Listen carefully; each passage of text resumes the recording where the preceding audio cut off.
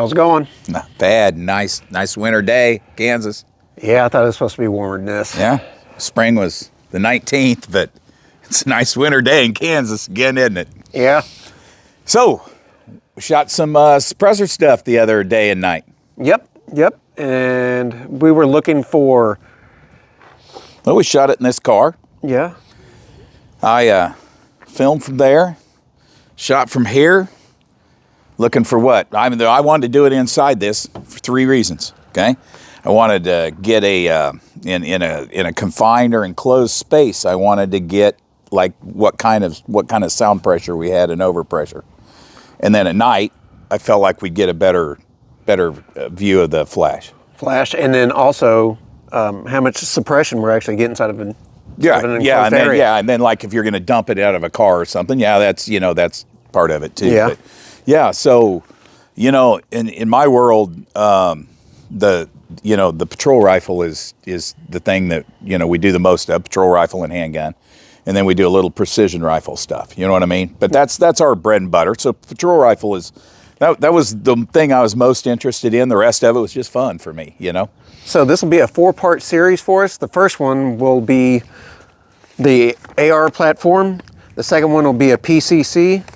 The third one will be 22s, and then the fourth one will be larger bore like a 308 and a 300 Win Mag. Yeah, and maybe down the road we'll shoot some others on especially in the 30 caliber platform, because that's what we've got suppressors for. Yeah. Yeah. So anyway, go ahead and give us a rundown of some of the suppressors we used. Let's give one at a time, and I'll give you kind of some inputs on them. Okay, let's start off with the Allen Engineering AEMS. So the Allen Engineering is a purpose-built suppressor for the Mark 12 platform, whether it was Army or Navy.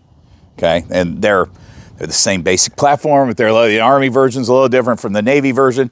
If you want to know the specifics on the Mark 12, Alex Leclerc can talk to you for 2 hours or more on that platform. But anyway, it's purpose-built suppressor. It's an older school technology. It's not. I mean, we're talking early 2000s on that Mark 12 platform, or mid 2000s. You know what I mean? Yeah. So it was interesting to see what it would do, and I was very impressed with it. Knocked the sound down very well, and like literally no overpressure inside of that vehicle whatsoever. Flash suppression, for the most part, all the suppressors performed about the same on flash suppression, in my opinion. So on the first shot of our night shoots, you'll notice that the first shot out of the suppressors at night is going to have a larger flash signature and more sound from it. And that's due to leftover propellant and oxygen within the suppressor. And once that gets burnt out, then it'll knock down some of the sound and the flash. So and that was all new to me, because most of the suppressor stuff, and I've taken pictures, like Stacy shot a suppressor at night, under night vision and stuff like that. You know what I mean? And I've taken pictures, and I've never captured flash signature. But inside of a vehicle, you know what I mean? That I like laying out in the weeds. That'd be a hard flash suppression to see, but inside a vehicle, it magnifies it, and you can see it a lot easier. And then I had the perfect angle on it too. You know what I mean? Like, that's so. Is it one of those things that I would worry about in terms of tactics? Probably not. Yeah. I don't know. I don't think the flash suppression that compared to unsuppressed. You know what I mean? I don't think that would be a concerning factor for me. First shot, flash. I don't know. That's just me. I don't know. I can't say one way or the other, but I didn't find it to be, you know what I mean? I didn't find it to be that bright. Yeah. There was definitely flash. We caught it really good on video inside the car, But anyway. Huge reduction on that second shot, though. Oh, huge on all of them. Huge. Yeah. And then I'm going to tell you that Allen Engineering, massive reduction on second shot. Massive. Yeah. So what else? OSS EL556K. Oh, yeah. That's an old suppressor I bought. It was from OSS. Again, we're talking probably 2015, 16, somewhere in there. It was a 2-piece can. I was still working for the Sheriff's Department. My intention was to carry the short version of it, like on patrol and on raids. But, you know, when I went to the range, put on the second stage of it, you know, for sound suppression. But we just shot it in the 2-stage version of it and do it all together. So it's a big, heavy suppressor. Not gonna lie, it's a big, heavy suppressor. But of the OSS Huxwrx cans, you know, that progression of cans, it was by far the best of all of them. It was also the largest too. Oh yeah, that's what I say. It's large, it's big and heavy. Yeah, no doubt. But it works really, really well. Yeah, I'm happy with the can in terms of performance. Today there's lighter variants, you know what I mean, that do the same job it does. Yeah. Yeah. What else? And then we moved on to the modern version, which is the 556K from Huxwrx. Yeah, and that one is yours, right? Yep. And the 556K, I would tell you, was the loudest suppressor in the car. Yeah. Yeah, by far the loudest suppressor in the car.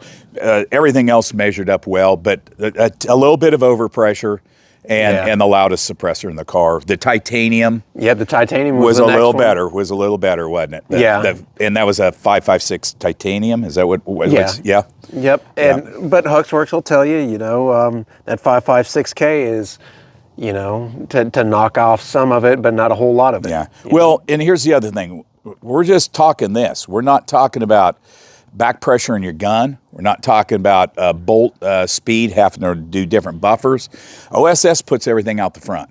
So I would expect just a little bit more sound coming out the front. I would expect just a little bit more overpressure, but it's not dumping it back in your magazine or back in your gun. And that is a huge benefit, man. Yeah. And I'll talk about this second because we shot a silencer co, right? Okay. Yep. We shot a Silencer Co. Spec War 556. Yep, and again, that's an old suppressor I've had a long time. My buddy Lex Pearson did a big suppressor thing out here with his guy. Bought that then. Weight-wise, I like the suppressor a lot. Length-wise, there's shorter suppressors today, but weight-wise, it's perfectly good. Really good sound suppression inside that vehicle, about equal flash suppression. But I'll tell you something about that Spec War. So yeah, Spec War. Yeah, I'll tell you something about that is that I used to run 60 round Surefire magazines on raids. Like my first magazine, 60 rounder. I'm thinking I never have to reload. Right? It's a bad building clearing day if you reload your 60 round magazine. Right? But on the range with that suppressor on, that magazine would not feed 60 rounds. It would get enough crap blown back in. It'd feed about 50, 55 rounds, and then that magazine wouldn't feed. So, you know, that's the difference between those suppressors and the OSS or the Huxwrx series of suppressors is you're not dumping it back in that magazine.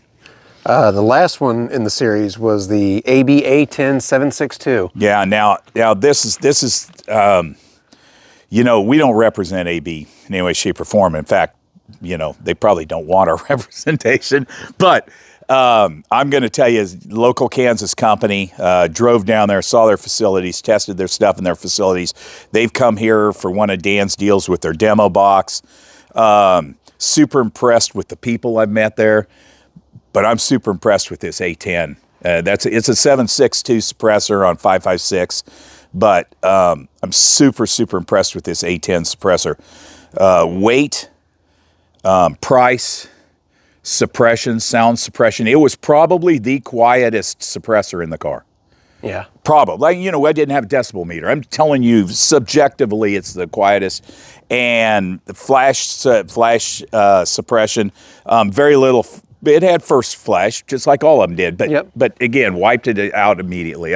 Man, I'm impressed. Some people are concerned about, you know, the larger bore on like a 5.56 being a little bit louder or having a little bit more flash signature, but I really didn't get that from the AB. No, so, and this goes back to when Lex was out here and we were doing a lot of testing. I went with the 5.56 dedicated because I'm like, man, I want everything perfect for my system, right? Yeah. Lex always went with the 7.62 because he wanted to move them around on guns, you know? And then we're out here shooting side by side, Taylor and Lex and and I'm like, man, you guys' 7.62s are just as quiet as my 5.5. You know, standing next to somebody shooting, I'm like, there's no difference. You know what I mean? And I'm sure there is with a decibel meter or a tissue paper tester or something. But in in any type of subjective test. Like I'm just telling you, I'm super high on that AB Warthog. Oh, they don't call them Warthog 7 or A10. Yeah, I'm super high on that AB A10. Man, it's quiet. Yeah, it's hearing safe. You know, I don't know for how long, all day long, and maybe it's just because my ears are bad, but it's hearing safe. Like, I have no issue shooting that gun with no hearing protection, no issues at all. And I've had other people shoot it, no issues at all. Like, they don't go, wow, that's no. It to me, it's hearing safe. It is so rated. Yeah. And the last thing about it is, it's at a ridiculous price point. Oh yeah, absolutely. When the tax stamp is basically 50% cost of the damn, you know what I mean? Yeah. Like, yeah, it's cost effective. It's a good choice out there, guys. Well, stay tuned because we're going to post the videos right after this, and we'll come back with a wrap up. Yeah, roger that. Enjoy the videos. You know, tell us if you want to see something different or what you like to see. We're just doing stuff that you know interests us. Yep. All right. On this rifle, we're running a Type A AR-15 with an older OSS 2-stage EL556K. Send it.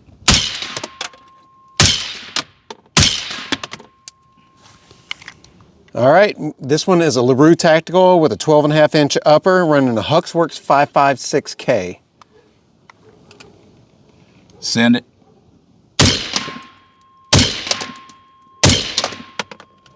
So this is the LaRue Tactical with a 12.5-inch upper with the Huxwrx 556 titanium.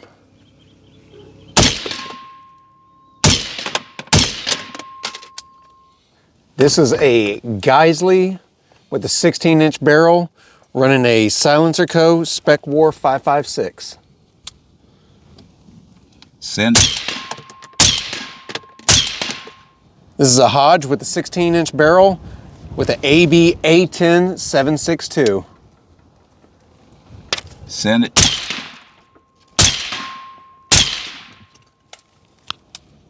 This is a Mark 12 with an Allen Engineering AEMS.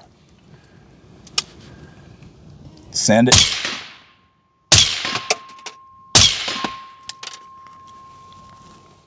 This is the control round to see how much flash we're going to get. No suppressor on this one. Send it. Send it. One more. This is the same gun with the Huxwrx 556K. Send it.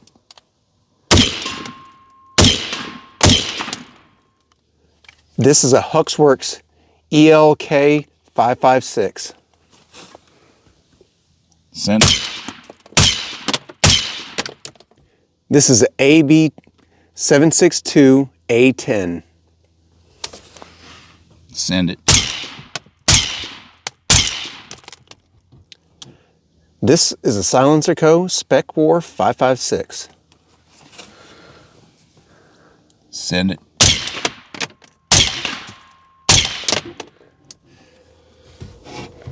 This is the Allen Engineering AEM5. Send it. All right, Pat. Yeah. So, if they watched our intro Yeah. and they watched our videos, now here we are at the end. I think we should give them some words of wisdom. Yep. So, overall wrap up of all those, which one did any of them surprise you with how they performed? So, I'm going to tell you, I think that all the suppressors performed perfectly functional and fine. Like I didn't see anyone I go, that sucks. You know what I mean? Yeah. So I think you choose a suppressor based on your specific needs, the tactics, the places you're going to use them, and how many rounds you're going to put through them. I really believe that. Again, Huxwrx has a huge advantage with forward technology in terms of the gun, be it stand clean. Huge advantage. Maybe it's worth giving up some decibels for that. Yeah. You know, it might be. If you're not going to shoot, 500 rounds a day, you know, through the gun. Any of the others will do. But bottom line for me, subjectively in here, I haven't even really watched the videos, but bottom line for me, sitting in this car, filming the stuff, watching the suppressors, that AB suppressor comes out on top. You just can't. I mean, you can't argue with price point, and then it frickin' works. Yeah, absolutely. Yeah. What do you think watching the videos? I think one of the big things for me was the overpressure, even coming out of the window. There's, you know, there's a little bit of overpressure on a couple of the Huxwrx ones. Yeah. But it still knocked it down quite a bit. Oh yeah, way better than dumping one. Oh yeah, way better than dumping one without. Yeah. So that kind of struck me, and like we mentioned before, that first round at night was just that was a little bit shocking to me. How fast it went from pretty good signature to nothing. Yep, virtually I agree. nothing. I agree. Yep. So yeah, hey, you know, we're not selling anything here. You know, we're just testing what we use. We're just, like, we didn't bring in anything. This is just stuff we own, and we're just out here comparing it back and forth and stuff like that. And it is what it is. But you know, I'll tell you my opinions, and you know, but a person should base their purchase off, hey, exactly what am I going to do with this?